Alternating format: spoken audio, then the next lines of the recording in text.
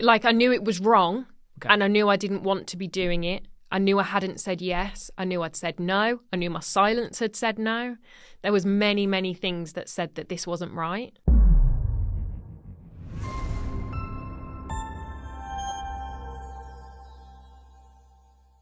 There are certain things, like you say, if you know that there is predatory behaviour or signs of it, you have to do something. Mm-hmm. And I am the kind of person who will just jump in the middle and go, well, what can I do? Where can I report it? What can I do?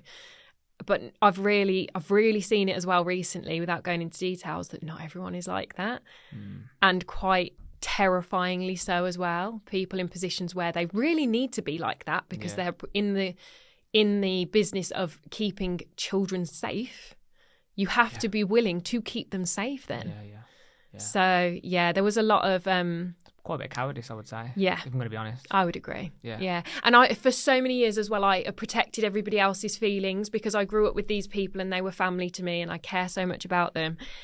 And I went through years of trying to deal with my own trauma, but also trying not to let it impact anybody else's lives. Yeah. And I am at a point now where I don't wish anybody any harm. I don't wish anybody anything other than great lives and wellness and please be successful. But I don't now need to make excuses for people, and like acknowledging, that was cowardly behaviour and I didn't have the support I needed is something that I'm willing to do now. Where I'm just like, with the amount of hard flipping work, I don't know if I can swear on this podcast. I didn't ask. Okay, hard fucking work that I've put in over the last 6 or 7 years. Yeah. And with what I have to live with every single day because of this, I'm kind of over making excuses for everybody else now, and just like, it's fine. Like, I don't wish any harm on anybody. I don't want anything other than good for them. But I can also acknowledge where people have gone wrong with regards to this situation. Yeah, absolutely. And it caused a much longer kind of healing process, I think, going through that and not having the support and the validation of what had happened to be able to process it and work through it. And then when that validation came in the form of a friend at the age of 24-ish, a breakdown started because I'd suppressed it all. Yeah. And the first person to go, that's rape, right? In response to what I'd just said to him. Right. And I just sat there and I was like, yeah, it is, but no one's ever acknowledged that. And I've never called it that in conversation. Like, I've said it in my head. And if I've ever said it to someone, it was, he made me have sex with him, or he made me do this. It was always, I'd always go around it in the most polite way possible because I didn't want to offend anybody with my wording.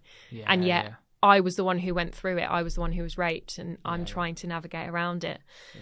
Did you know it was rape at the time? I don't think I did. I think it took some looking. Like, I knew it was wrong, and I knew I didn't want to be doing it. I knew I hadn't said yes. I knew I'd said no. I knew my silence had said no. There was many, many things that said that this wasn't right. Yes. It was painful.